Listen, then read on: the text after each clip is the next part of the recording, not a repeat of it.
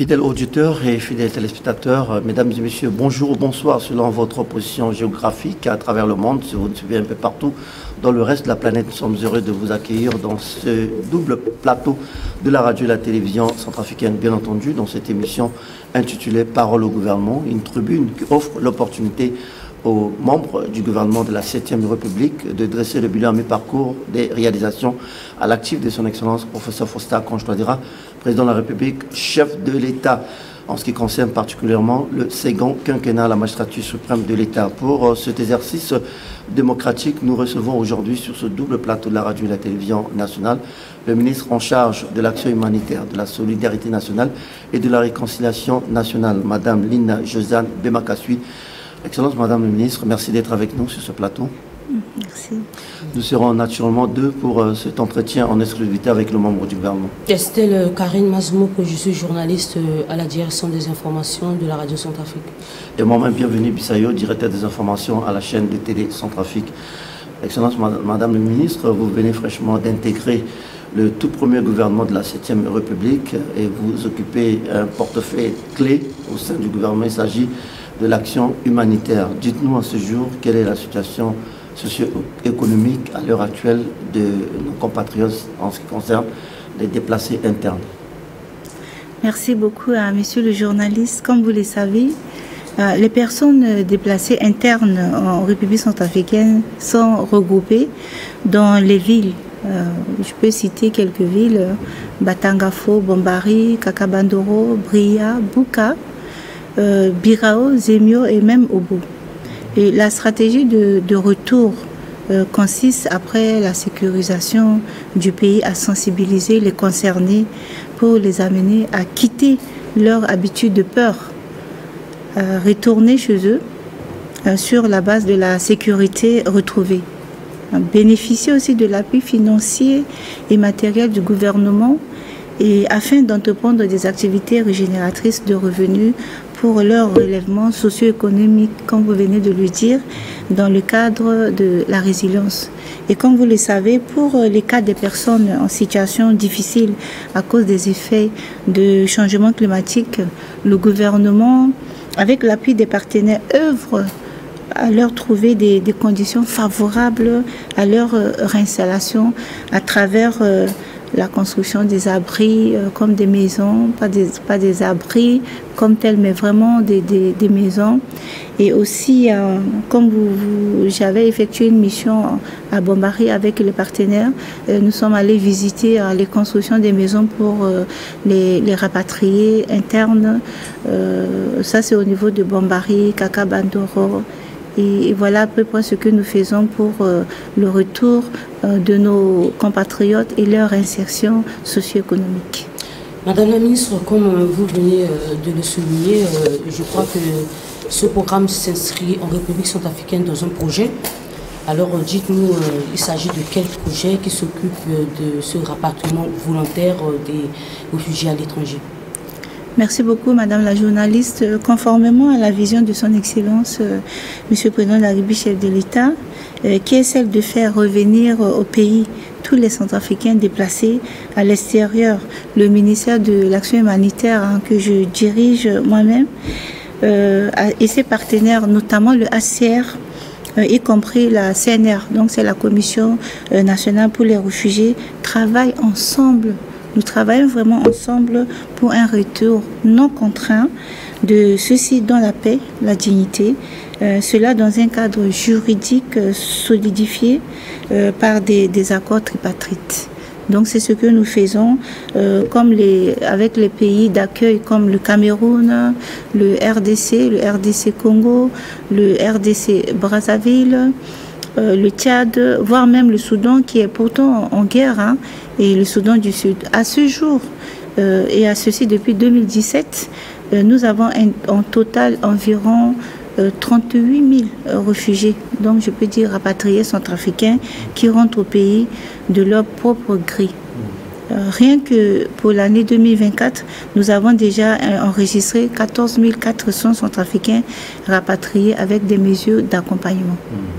On vous entend parler, Madame la ministre, beaucoup d'efforts ont été déployés par le gouvernement, par l'entremise du ministère dont vous avez la charge pour ce qui concerne le rapatriement volontaire de nos compatriotes à l'étranger pour retrouver la terre de leurs aïeux. En ce qui concerne particulièrement le chapitre action humanitaire qui figure également au menu de la politique du chef de l'État qui voudrait bien assister ses compatriotes dans les moments les plus difficiles. Quelles sont les avancées que l'on peut enregistrer à ce jour à l'actif du département dont vous avez la charge en ce qui concerne ce domaine? Merci beaucoup, monsieur le journaliste. En matière de l'action humanitaire, notre pays, la République centrafricaine, dispose aujourd'hui d'une stratégie nationale avec des solutions durables qui permettent de stabiliser et de réinsérer durablement les personnes déplacées. Aussi dans les personnes déplacées dans leur milieu de vie, dans leur lieu de vie, ainsi que dans les circuits socio-économiques du pays. Le pays privilégie aujourd'hui le nexus, c'est-à-dire une transition de l'action des relèvements et de socio-économiques et du développement qui assure l'autonomie des bénéficiaires. Donc quand je parle de tout ce qui est activité régénératrice de revenus, c'est une assistance que le département, avec les partenaires, comme je l'ai dit tout à l'heure, le ACR, donne aux bénéficiaires pour leur relèvement socio-économique. C'est pour les accompagner aussi à participer au développement du pays. Comme le chef de l'État, le président de la République est en train de mettre en place, nous sommes en train de mettre en place au niveau du gouvernement, le PND, le Programme national du développement, pour nos compatriotes qui reviennent. Nous voulons aussi qu'ils participent, même si c'est dans le secteur informel, qu'ils participent à ce développement. Madame la ministre, vous occupez un département très stratégique et selon la vision du chef de l'État, et donc naturellement, vous travaillez avec plusieurs organisations non gouvernementales, vous entretenez plusieurs relations. Alors dites-nous aujourd'hui, quel est le niveau de ces collaborations que vous entretenez et quel est les impacts de leur intervention dans le domaine de l'action humanitaire en République centrafricaine? Alors, merci beaucoup, madame la journaliste. Comme vous le savez, les partenaires sont là pour accompagner le gouvernement. Donc, ils ne sont pas là pour travailler à la place du gouvernement. Nous, le gouvernement, à travers le département du ministère de l'économie et du plan, et aussi, nous sommes vraiment dans l'obligation de mettre un peu de fois les points sur les i avec nos partenaires. Comme je l'ai dit au début, ils nous accompagnent, ils ne travaillent pas, ils ne font pas à notre place. Donc nous sommes vigilants dans le partenariat, dans la collaboration avec eux. Nous sommes vigilants pour ne pas qu'ils s'éloignent de leur mandat aussi, parce que comme vous le savez, les partenaires de l'action humanitaire, ils sont là pour assister le ministère en fonction de leur mandat. Nous avons par exemple le ACR qui est là pour appuyer relatif au retour des rapatriements, les retours de nos compatriotes, que ce soit interne et externe. Nous avons la coordination des acteurs humanitaires au niveau de OCHA qui accompagne aussi. Mais eux, ils accompagnent de plusieurs façons. Ils accompagnent aussi les sinistrés, les victimes des inondations. Mais nous restons toujours vigilants dans cet accompagnement. Vous savez, qui galeuses, qui essayent de sortir un peu de leur mandat, mais nous faisons tout au niveau du ministère. Et moi, en tant que chef de département, je veille à ce que nous travaillons ensemble pour le bien de la population centrafricaine. Excellence, Madame la Ministre, au lendemain des crises récurrentes qui ont frappé de plein fouet la République centrafricaine, force est de constater que la question de la solidarité est perdue de vue pendant une belle lurette. Alors, ce département dont vous avez la charge a également la gestion de ce chapitre. Qu'est-ce qui est fait en ce moment pour redynamiser cet esprit, cette base de solidarité en République centrafricaine qui est aujourd'hui perdue de vue? Merci beaucoup, monsieur le journaliste. Au niveau de mon département, nous travaillons pour mettre en place une stratégie de solidarité. Effectivement, vous parlez que, au fait, pour nous, comme vous venez de le dire, le ministère fait de la solidarité aussi. Si je peux dire fait de la solidarité, peut-être que c'est pas vraiment ça ne sort pas bien. Oui, c'est pas vraiment papa. C'est le ministère de l'Action humanitaire, Solidarité et Réconciliation. Au sein de mon département, j'ai 3 portefeuilles. Effectivement, on vient de parler de l'aspect action humanitaire et maintenant nous parlons de l'aspect solidarité. Ça va ensemble. On ne peut pas faire de l'action humanitaire sans la solidarité. Si nous assistons les gens, nous devons rester solidaires avec eux. Mais effectivement, le ministère, on n'a pas vraiment développé le côté solidarité comme tel. Mais nous sachons que dans les actions que nous posons en faveur de nos compatriotes, c'est déjà la solidarité. Mais là, maintenant, nous sommes en train de travailler avec le ministère du Plan pour valider cette stratégie de solidarité. Et je suis en train de redynamiser cet aspect solidarité à travers un draft, une stratégie que je présenterai, que nous allons valider ensemble lors d'un atelier avec les autres ministères, parce que la solidarité aussi est transversale. Ce n'est pas seulement au niveau du ministère de l'Action humanitaire. Madame la ministre, il y a aussi la réconciliation nationale qui est là. Qu'est-ce que déjà vous êtes en train de mener comme action pour vraiment pérenniser ces acquis? Comme je l'ai dit, mon département, j'ai 3 portefeuilles pour mon département. Donc, l'action humanitaire, la solidarité et la réconciliation. Au niveau de la réconciliation, vous savez que nous avons travaillé, quand il y a eu la crise, nous avons mis en place les comités locaux de paix, qu'on appelle les CLPR, dont nous continuons de travailler avec eux. Pour le moment, nous sommes encore en train de les installer dans chaque localité. Ils sont normalement au nombre de 120 à 130. Donc nous sommes en train de les installer sur toute l'étendue du territoire. Vous savez, quand la crise est arrivée, il y a eu beaucoup de personnes traumatisées. Il y a eu aussi les problèmes de cohésion sociale. Donc les CLPR, les comités locaux de paix, sont des personnes qui ont été identifiées pour faire ce travail de réconciliation dans la population, auprès de la population, auprès de nos frères et sœurs qui ont été traumatisés par les conflits que nous avons connus. Donc nous continuons de travailler avec les CLPR dans le cadre de la cohésion sociale pour qu'il y ait résilience, pour que les populations centrafricaines, ceux qui ont été vraiment affectés, puissent se retrouver aussi. Et le rôle des comités locaux de paix, comme je l'ai dit, c'est pour nous aider aussi la communauté à retrouver la paix.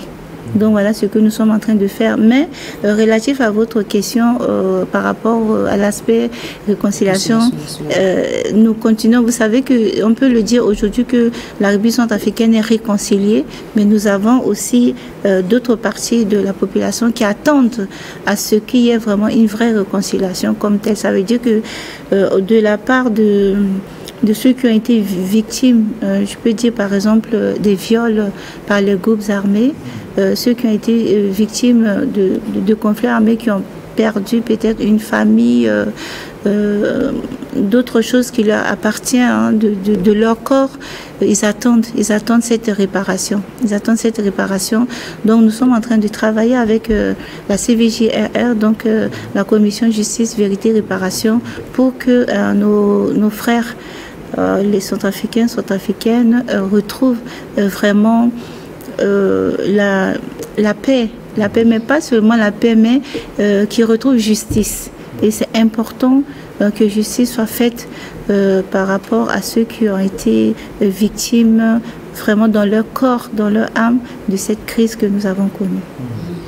Madame la ministre, cet entretien a un peu de temps pour un moyen infini, et nous allons aborder une question importante, c'est celle de savoir si vous disposez au sein de votre département un plan d'intervention rapide afin de secourir les populations en situation de détresse à titre d'illustration des cas de catastrophes naturelles. Alors, merci beaucoup, monsieur le journaliste. Comme vous le savez, mon ministère, le ministère de l'Action humanitaire, agit souvent dans l'urgence. Et vous avez, je pense que vous avez aussi témoin de tout ce que nous avons connu comme des inondations les plus diluviennes qui ont fait que le fleuve Ubangui est sorti de son lit. Nous avons beaucoup assisté à nos frères et sœurs. les sinistrés des inondations, des catastrophes naturelles aussi. Mais nous avons, je pense que nous avons une orientation de son Excellence professeur Fossé Akonje Touadéra pour ne pas tout le temps rester dans l'urgence. Quand il y a des inondations, nous n'allons pas tout le temps assister de la même façon les victimes. Donc, qu'est-ce que nous sommes en train de faire au niveau de mon département? Comme je l'ai dit aussi, si nous assistons les victimes, nous n'allons pas continuer à les assister tout le temps.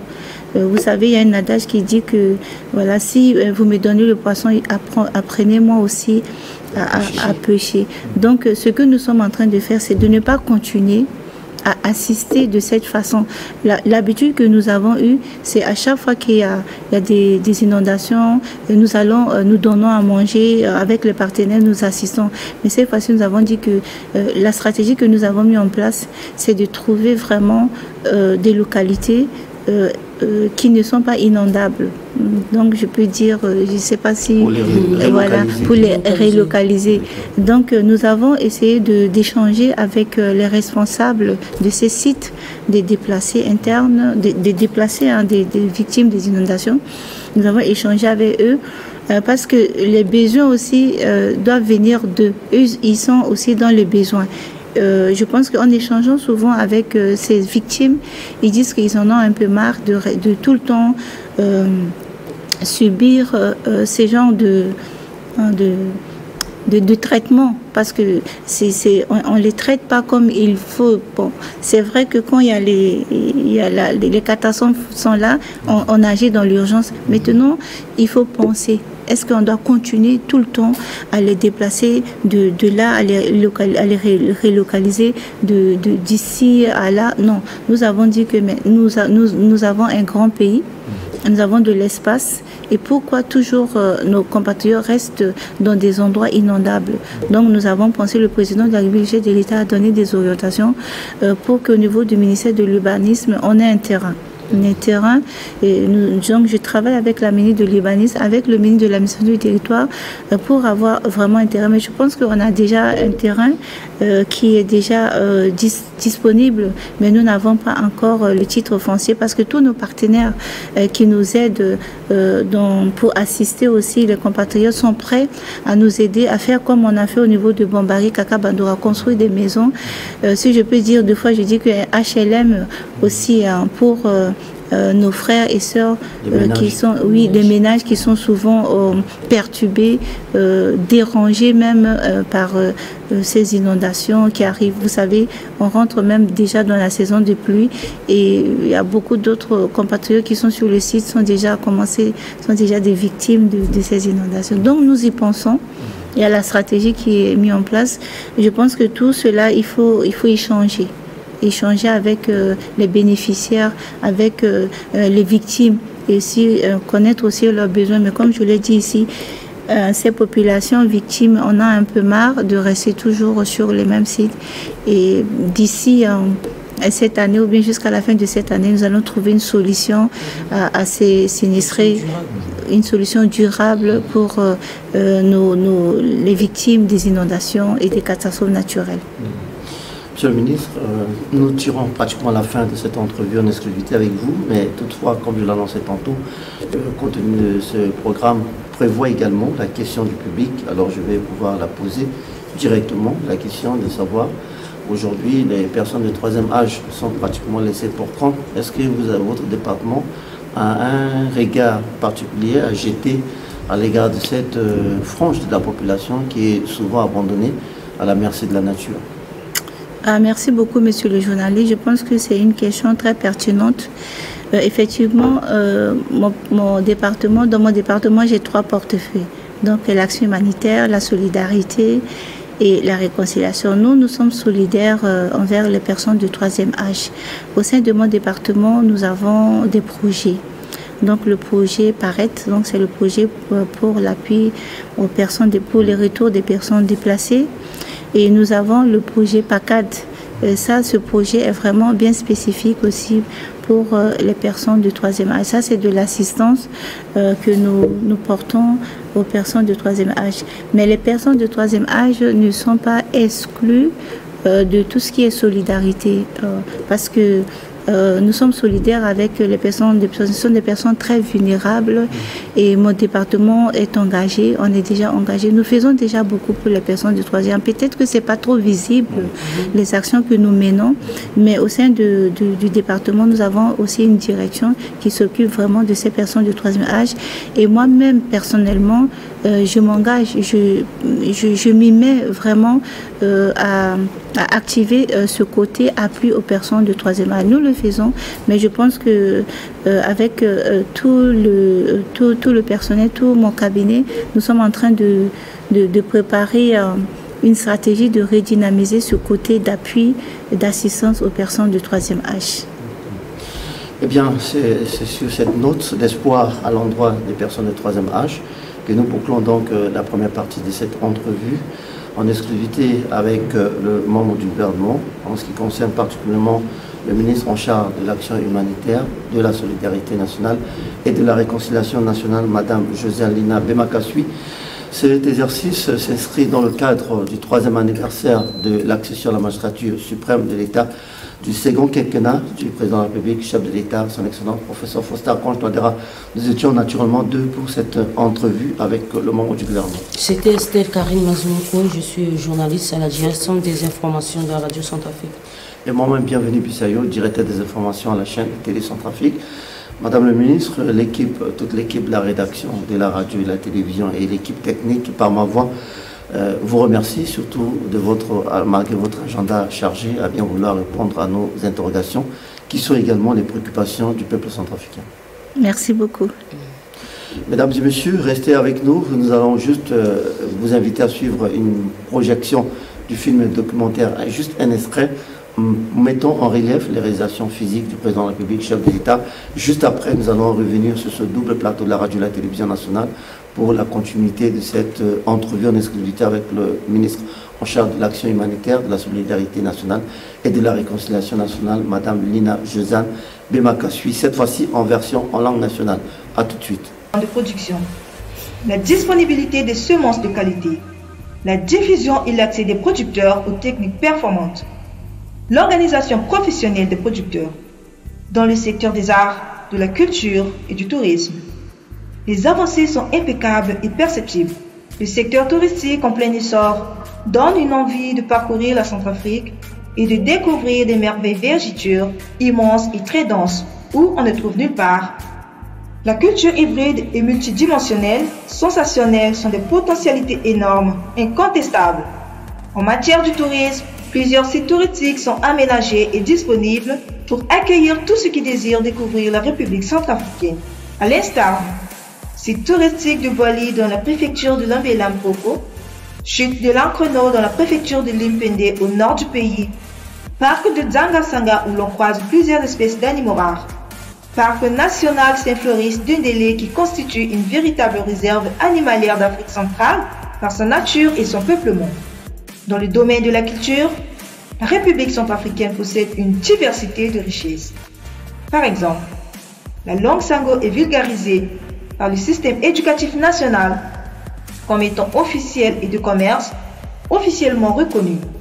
Elle est le socle sur lequel l'unité nationale est construite et qui facilite la consolidation de la paix, un moyen de communication qui facilite la compréhension, la cohésion sociale entre ce peuple hospitalier et dynamique.